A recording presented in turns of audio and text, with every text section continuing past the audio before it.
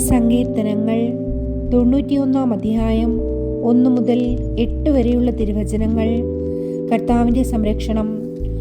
അത്യുന്നതൻ്റെ സംരക്ഷണത്തിൽ വസിക്കുന്നവനും സർവശക്തൻ്റെ തണലിൽ കഴിയുന്നവനും കർത്താവിനോട്, എൻ്റെ സങ്കേതവും എൻ്റെ കോട്ടയും ഞാൻ ആശ്രയിക്കുന്ന എൻ്റെ ദൈവവും എന്ന് പറയും.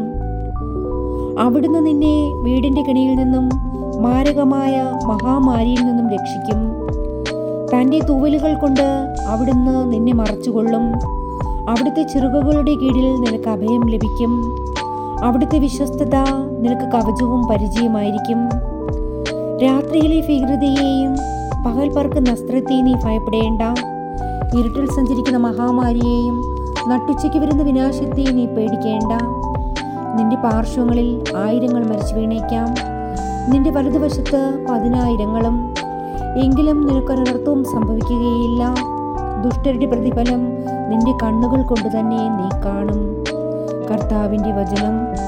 ദൈവത്തിന് നന്ദി. ആമേൻ.